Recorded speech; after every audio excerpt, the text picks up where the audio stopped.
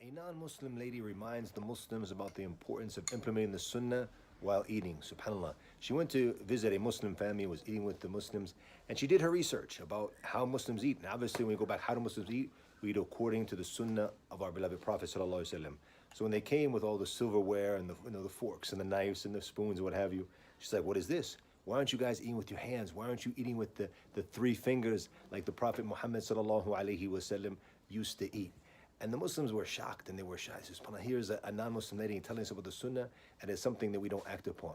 I mean, we might, sometimes, eat with fork and knife and stuff like that. It's not a problem, but to revive this Sunnah, to make it part of our life, no doubt that's better. And there's barakah, inshallah ta'ala, and this for ourselves, for our family, and even giving da'wah. Why do you eat with your hands? We say we're following the Sunnah, the way of our beloved Prophet Sallallahu Alaihi Wasallam. And something very interesting that Sheikh Al-Albani mentioned, rahimahullah, and that you find that a lot of people in a lot of Arab countries, they eat not with they eat with their hands, but they eat with the qabda.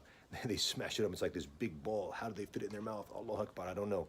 But he said this actually goes against the Sunnah, because what is the objective?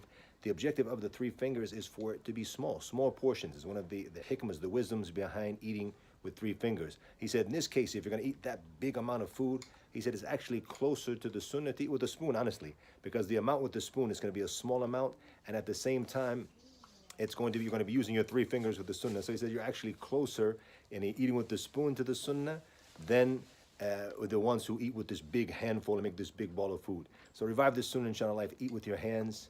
Clean them first, obviously. We know, alhamdulillah, days of Corona.